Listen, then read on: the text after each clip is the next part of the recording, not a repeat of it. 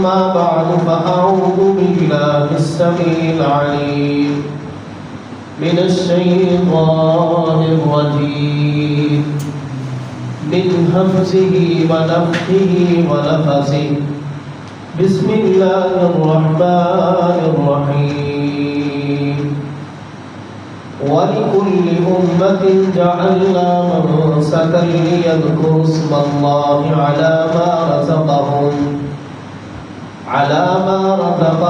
مِّن بَهِيمَةِ الْأَنْعَامِ فَإِلَٰهُكُمْ إِلَٰهٌ وَاحِدٌ فَلَهُ أَسْلِمُوا وَبَشِّرِ الْمُخْبِتِينَ.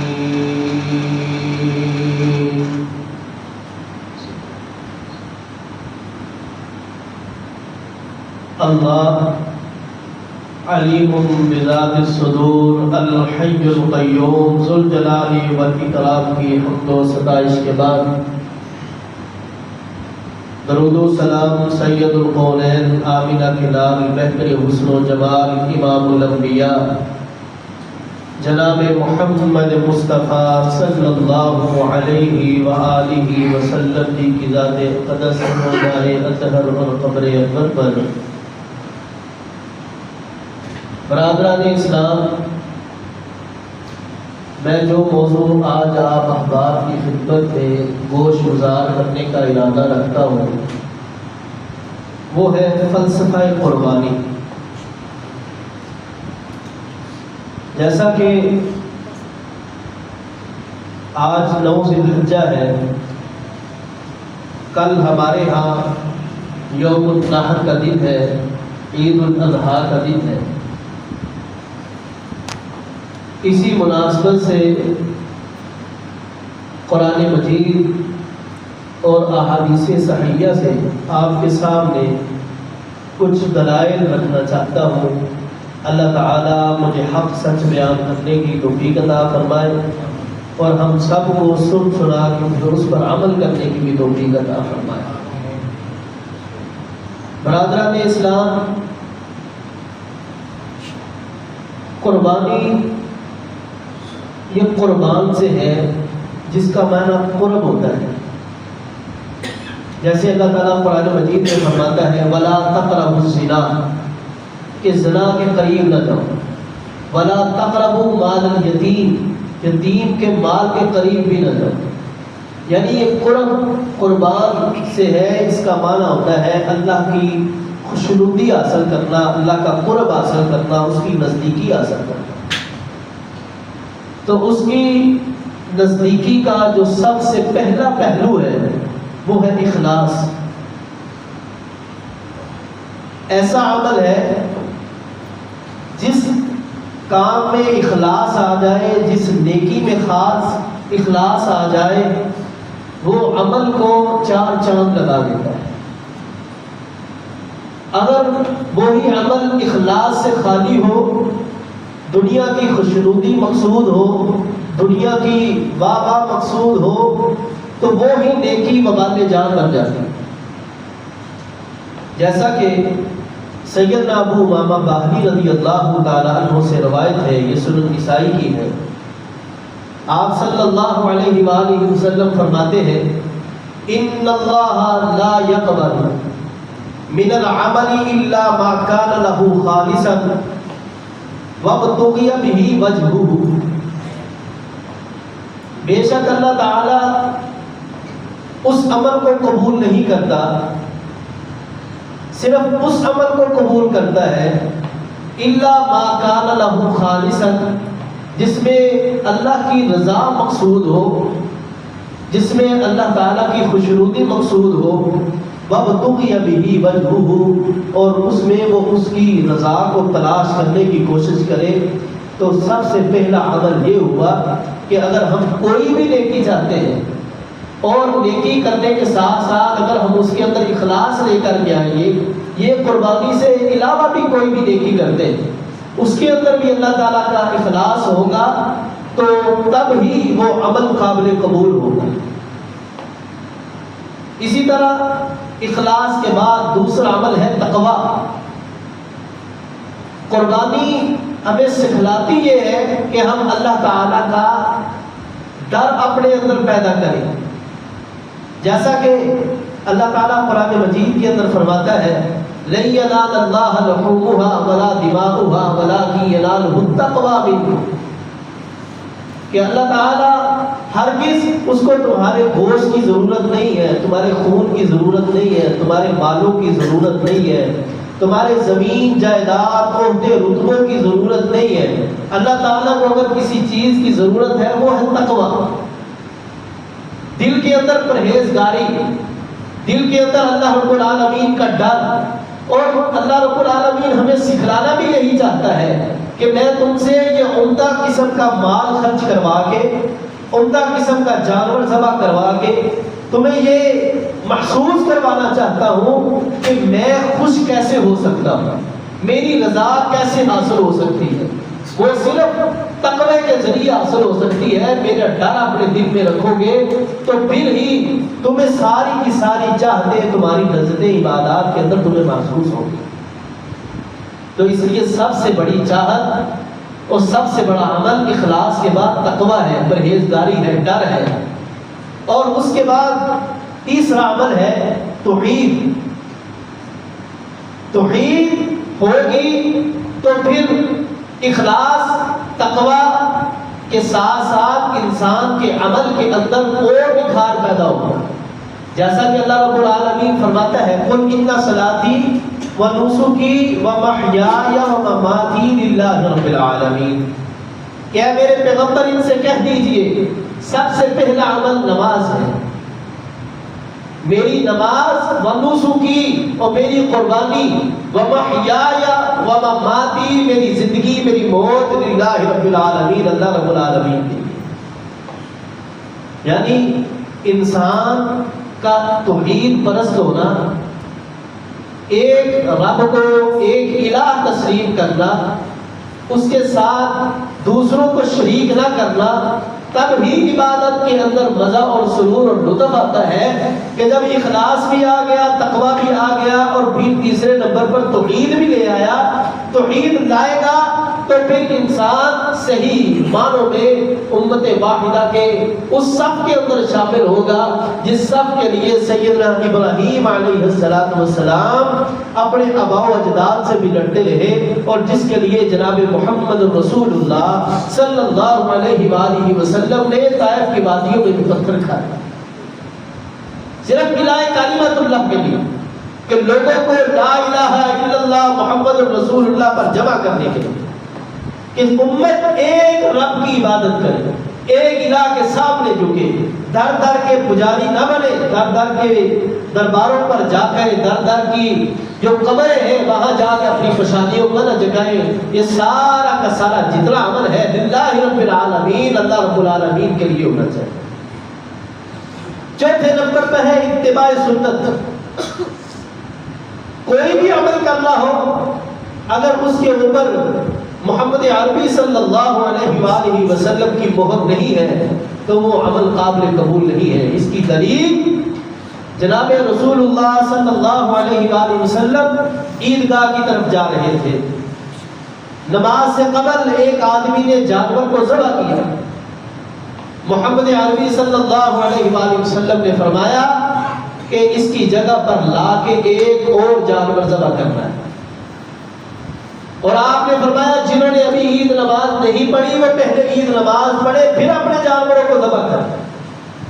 یعنی اس حدیث سے ہمیں یہ ملا کہ جو عمل محمد عربی صلی اللہ علیہ وآلہ وسلم کے طرز عمل پر نہیں ہوگا وہ عمل قابل قبول نہیں ہوگا. جو ہمارے دوست و احباب، جو ہمارے بھائی عید کی نماز سے قبل اپنے جانور کو ذبح کرتے ہیں وہ قربانی کے زمرہ میں نہیں آتا. اس لیے رسول اللہ صلی اللہ علیہ وآلہ وسلم نے اس صحابی کو، اس ساتھی کو فرمایا کہ جاؤ اس کی جگہ پر ایک اور جانور لا کے ذبح کرو. اور جو آپ کے ساتھ تھے آپ نے فرمایا پہلے عید کی نماز ادا کر لو پھر اپنے جانور کو ذبح کرو. تو اس میں محمد عربی صلی اللہ علیہ وآلہ وسلم کی اگر اطاعت نہیں ہے، فرما برداری نہیں ہے، تو اس وقت تک وہ عمل قابل قبول ہو ہی نہیں سکتا. پانچویں نمبر پر ہے شکر.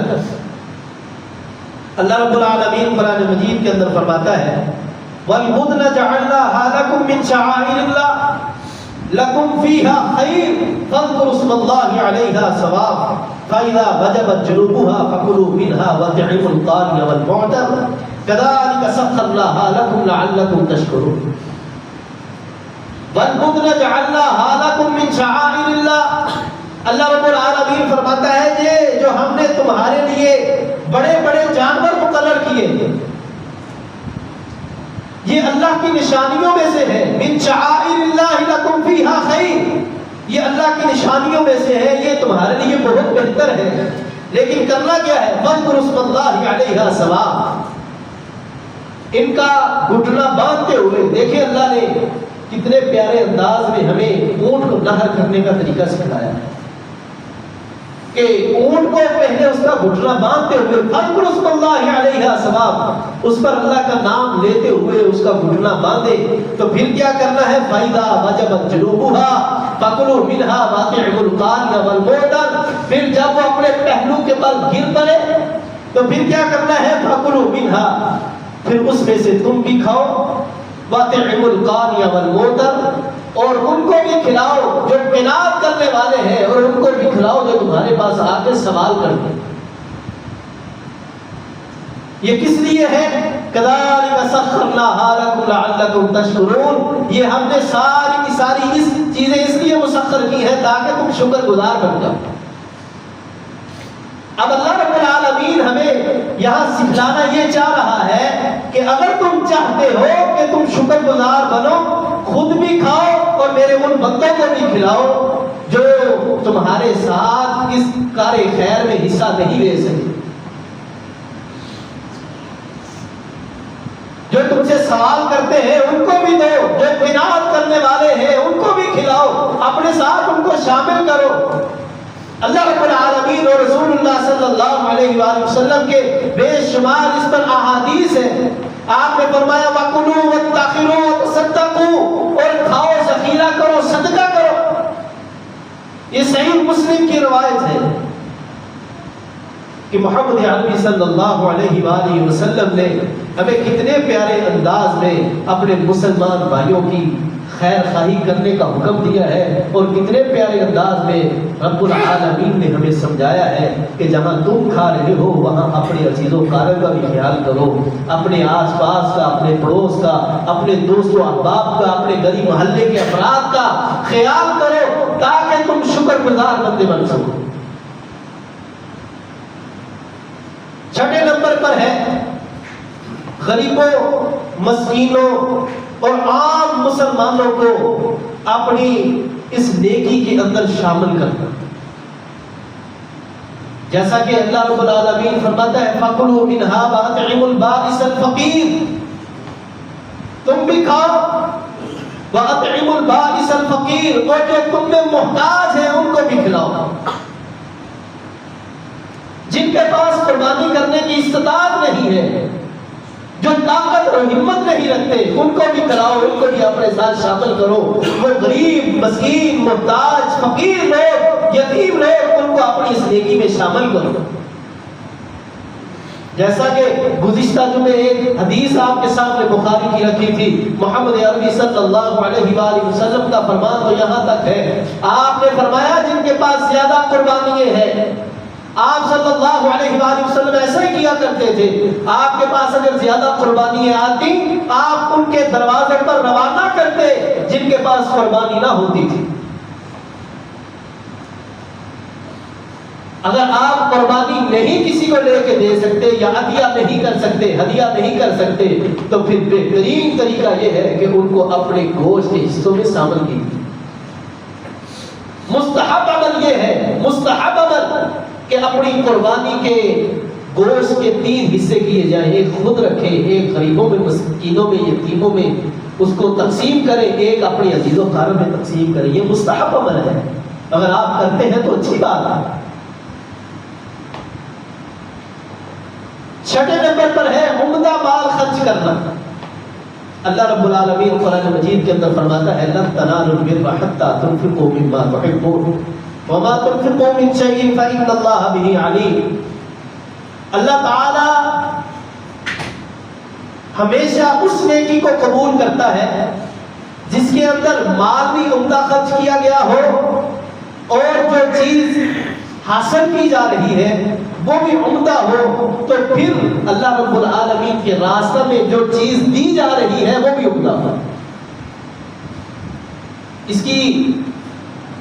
اس آیت کے مفہوم کو سمجھنے کے لیے اب حالیہ جو قربانی ہے اس مال کے اوپر اس کی مثال لیتے ہیں۔ اللہ رب العالمین نے ہمیں حکم دیا ہے کہ بغیر عیب کے جانور کو ذبح کرنا ہے۔ اس کے لیے جانور نوجوان ہونا چاہیے، عمدہ ہونا چاہیے، موٹا تازہ ہونا چاہیے، اور اس کے اوپر جب مال خرچ ہوگا وہ بھی عمدہ خرچ ہوگا۔ تو یہ وہ نیکی ہے، لن تنالوا البر حتى تنفقوا مما تحبون وما تنفقوا من شيء فإن الله به عليم۔ نیکی وہی فائدہ دے گی جو اللہ رب العالمین کو بھی پسند ہو، اور وہ چیز جو تمہیں پسند ہو وہی اللہ کی راہ میں خرچ کی ہے۔ یہ نہیں ہے کہ اپنے لیے ہم عمدہ پسند کریں اور اللہ کی راہ میں ہم ردی چیزوں کو تقسیم کر دیں۔ جس طرح قرآن مجید کے اندر مثال ہے، وَاتْلُ عَلَيْهِمْ نَبَأَ ابْنَيْ آدَمَ بِالْحَقِّ إِذْ قَرَّبَا قُرْبَانًا فَتُقُبِّلَ مِنْ أَحَدِهِمَا وَلَمْ يُتَقَبَّلْ مِنَ الْآخَرِ قَالَ لَأَقْتُلَنَّكَ قَالَ إِنَّمَا يَتَقَبَّلُ اللَّهُ مِنَ الْمُتَّقِينَ۔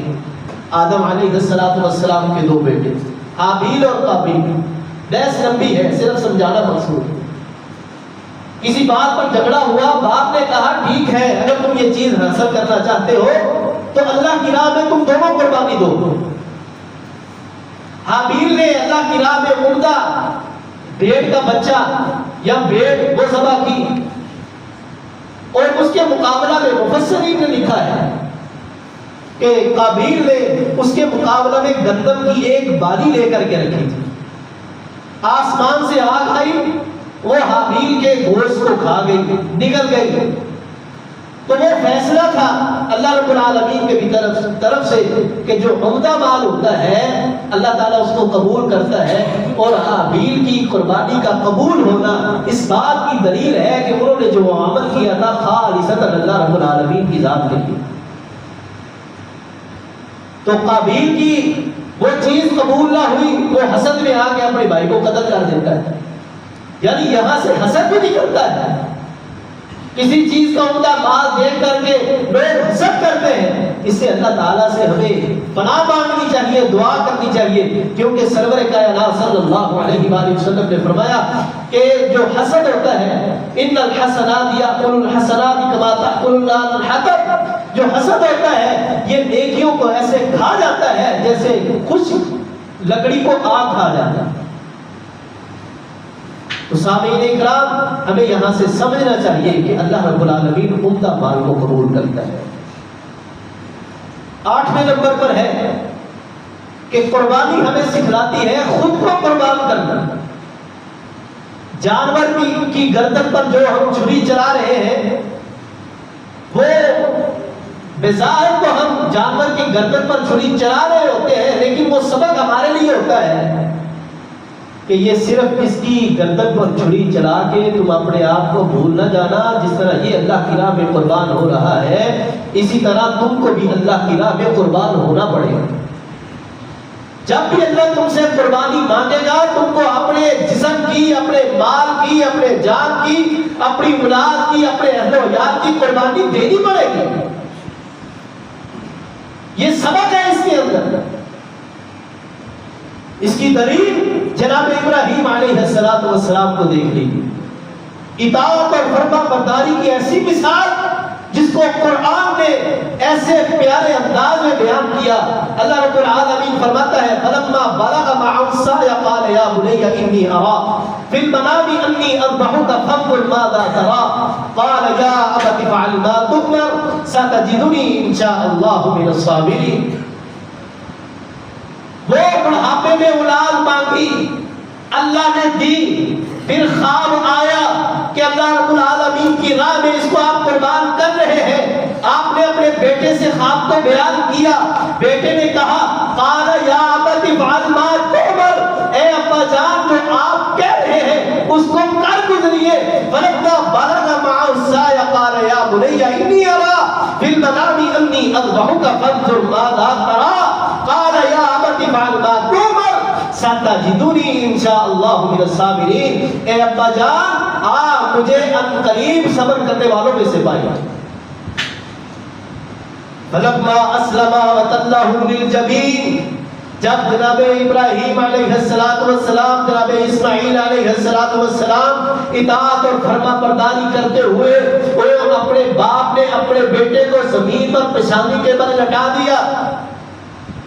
فلما اسلم وتلہ للجبین ونادیناہ اے یا ابراہیم، آسمان سے منادی آتی قد صدقت الرؤیا انا كذلك نجزي المحسنين. اے میرے ابراہیم آپ نے اپنے خواب کو حق اور سچ کر دکھایا. قد صدقت الرؤیا انا كذلك نجزي المحسنين. اللہ رب العالمین نیکی کرنے والوں کو ایسے ہی اجر سے نوازتا ہے، ایسے لوگوں کو ہی پسند کرتا ہے. اس میں ہمیں سبق ہے کہ سب سے بڑی چیز اطاعت اور فرما برداری ہے. اپنی خواہشات کو پیچھے چھوڑنا مقصود ہے. جیسا کہ یہاں اطاعت اور فرما برداری کی جناب ابراہیم علیہ السلام نے مثال قائم کی ہے. جو اطاعت اور فرما برداری نہیں کرتے، خالق ارض و سماء ان کے متعلق فرماتا ہے الا یهدی القوم الظالمین. پھر اللہ تعالیٰ کی طرف سے ان کی طرف کوئی ہدایت نہیں آتی اور نہ ہی ایسے لوگوں کو اللہ تعالیٰ ہدایت دیتا ہے جو لوگ ظلم کرتے ہیں. دوسرے مقام پر اللہ رب العالمین فرماتا ہے وَلَا تَتَّبِعِ الْهَوَىٰ فَيُضِلَّكَ عَنْ سَبِيلِ اللَّهِ. اپنے خواہشات کی پیروی کرتے ہیں، اللہ رب العالمین کی خوشنودی حاصل نہیں کرنا چاہتے، اس کی اتباع نہیں کرتے. فَيُضِلَّكَ عَنْ سَبِيلِ اللَّهِ. ایسے لوگ اللہ کے راستے سے بھٹک جاتے ہیں، وہ گمراہ ہو جاتے ہیں. اور جب وہ گمراہ ہو جاتے ہیں ان الذين يضلون عن سبيل الله لهم عذاب شديد بما نسوا يوم الحساب. ایسے لوگ گمراہ ہوتے ہی اس لیے ہیں کہ ان کے لیے دردناک عذاب بھی ہے. وہ آخرت کے عذاب کو، آخرت کے حساب و کتاب کو بھول چکے ہوتے ہیں. اور اطاعت اور فرما برداری اللہ رب العالمین کی ہم کریں گے تبھی ہم کامیاب ہو سکتے ہیں اپنے کسی بھی معاملات کے اندر. دنیا کی رسم و رواجوں کو چھوڑنا ہوگا، محلے کی رسم و رواجوں کو چھوڑنا ہوگا، خاندانی رسم و رواجوں کو چھوڑنا ہوگا.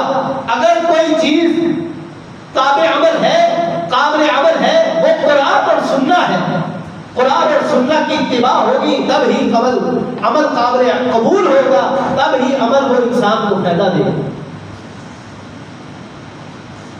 جب انسان اللہ رب العالمین کے بتلائے ہوئے راستے پر نہیں چلتا، پھر اللہ تعالیٰ اس کے ساتھ معاملہ ایسے کرتا ہے کہ وَلَا تُطِعْ مَنْ أَغْفَلْنَا قَلْبَهُ عَنْ ذِكْرِنَا وَاتَّبَعَ هَوَاهُ فَكَانَ أَمْرُهُ فُرُطًا. اللہ رب العالمین فرماتے ہیں ایسے لوگوں کو کہنا نہ مانو جن کے دلوں کو ہم نے اپنے ذکر سے غافل کر دیا اور ان کے معاملات کو ہم نے حد سے زیادہ بڑھا دیا ہے. جو اللہ رب العالمین کی اتباع نہیں کرتے، یعنی اتباع سے مراد قرآن کو نہیں مانتے، قرآن کی آیات پر عمل نہیں کرتے، فرمان رسول صلی اللہ علیہ وآلہ وسلم پر عمل پیرا نہیں. تو سامعین اکرام، ہمیں یہ قربانی، یہ فلسفہ قربانی ہمیں یہ سمجھاتا ہے کہ اپنی خواہشات کو قربان کرو.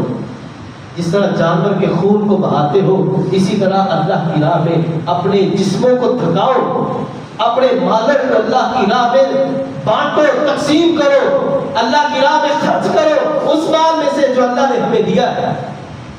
وَلِكُلِّ أُمَّةٍ جَعَلْنَا مَنسَكًا لِيَذْكُرُوا اسْمَ اللَّهِ عَلَىٰ مَا رَزَقَهُم مِّن بَهِيمَةِ الْأَنْعَامِ. اللہ رب العالمین نے ہر امت کے لیے ایک قربانی مقرر کی. مَنسَكًا لِيَذْكُرُوا اسْمَ اللَّهِ عَلَىٰ مَا رَزَقَهُم مِّن بَهِيمَةِ الْأَنْعَامِ.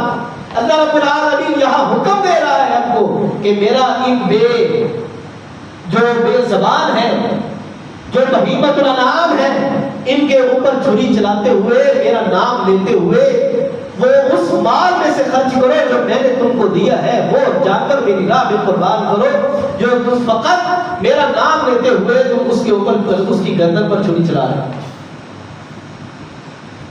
فَإِلَٰهُكُمْ إِلَٰهٌ وَاحِدٌ فَلَهُ أَسْلِمُوا وَبَشِّرِ الْمُخْبِتِينَ. وہ ایک الہ ہے، اس الہ کے لیے قربانی کرتے ہوئے اللہ رب العالمین ہمیں حکم دے رہا ہے. اور ساتھ اللہ رب العالمین فرماتا ہے کہ تم عاجزی اور انکساری کرنے والے بندے بن جاؤ۔ تو سامعین اکرام، قربانی کے عمل کو سمجھنے کے لیے سب سے پہلا عمل اخلاص ہے، پھر تقویٰ ہے، پھر توحید ہے، پھر شکر ہے۔ یہ ساری چیزوں کو مد نظر رکھتے ہوئے اور ان سب چیزوں کے اوپر جو ہیوی ہے وہ ہے اپنی خواہشات کو قربان کرنا، اپنی خواہشات کو پس پشت رکھ کے فقط اللہ رب العالمین کی اطاعت اور فرما برداری کرنا، تب یہ سارے کے سارے عمل فائدہ دیں گے انشاءاللہ۔ مال کے اندر اللہ تعالیٰ برکت بھی دے گا، زندگی کے اندر اللہ تعالیٰ برکت دے گا، گھر کے معاملات کے اندر اللہ تعالیٰ برکت دے گا، نحوستیں ختم ہوں گی، بے برکتیاں ختم ہو جائیں گی۔ فقط عمل یہ ہے کہ وہ عمل اللہ رب العالمین کی رضا کے لیے ہو اور وہ چیز اللہ کی راہ میں خرچ کی جائے تو لوگ خود پسند کرتے ہیں۔ نبی کائنات صلی اللہ علیہ وآلہ وسلم نے فرمایا وَيُحِبُّ لَهُ مَا يُحِبُّ لِنَفْسِهِ، جو تم اپنے لیے پسند کرتے ہو وہی اپنے بھائی کے لیے بھی پسند کرو۔ اب یہ نہیں کہ گوشت کی تقسیم کی باری آئے چھوٹا ڈالو اپنی فریج میں رکھ لو اور بڑا نہ ہو تو وہ لوگوں کے اندر تقسیم کر لو، یا اپنے لیے آپ ران پسند کرتے ہیں اور لوگوں کے لیے آپ جو ہے وہ چچڑے اور لوگوں کے لیے آپ پسلیے جو ہے وہ لوگوں کے اندر تقسیم کرتے ہیں۔ یہ ناقابل عمل ہے، عمدہ چیز اللہ کی راہ میں تقسیم کرتے ہیں۔ اور اللہ تعالی ہمیں فلسفہ قربانی کو سمجھنے کی توفیق عطا فرمائے، جو جناب ابراہیم علیہ السلام نے اللہ کی اطاعت اور فرما برداری کرتے ہوئے اللہ کی راہ میں جو اپنے بیٹے کو قربان کرنے کا اس اللہ کا امتحان جو ان کے اوپر آیا تھا، آزمائش آئی تھی، اس کے اندر وہ کامیاب ہوئے اور اللہ کی طرف سے ایک بیٹا آیا پھر بیٹے کی جگہ پر۔ تو اللہ تعالی ہمیں بھی جو ہم قربانیاں کرنے کر جا رہے ہیں اللہ یہ قبول فرمائے، ہمارے مالوں کو قبول فرمائے۔ اللہ تعالی جو قربانی نہیں کر سکے اللہ تعالیٰ ان کو استطاعت اور ہمت دے کہ وہ آئندہ سال اللہ کی راہ میں قربانی کرے۔ اللہ تعالیٰ ہمارے مال جان اولاد رزق کے اندر برکت عطا فرمائے۔ اقول قولی ھذا واستغفر اللہ لی ولکم ولسائر المسلمین وآخر دعوانا ان الحمد للہ رب